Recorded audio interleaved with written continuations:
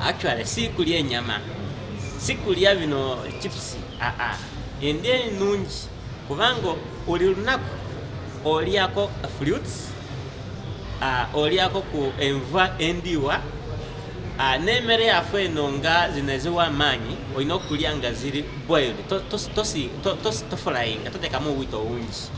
Eno enyama eyo obanga oli gifumba nayo toteekamu obwito obungi, obeera nga okola boil otakola masavu mangi omubiri.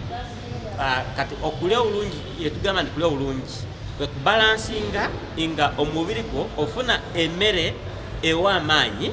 Eyo yemmere y'obulijjo yaffe eno getumanyi nti oba lumonde, nti kawunga, nti muceere ki ebyo, n'olya n'emmere eno erwanyisa eyambako omubiri okulwanyisa obulwadde, ebibala n'enva endiirwa. Then n'obanga olya n'emmere ezimba omubiri gituyita proteins, nengeeyo proteins tikitegeeza lya nyama nkoko ensiike ennyo, olya ebijanjaalo nebikola, olaba soya, ebinyeebwa, olaba ebyo ebintu ebirungi. Actually lya nnyo plant source, emmere eva mu bibala okusinga emmere eva mu bisolo. Mwebale.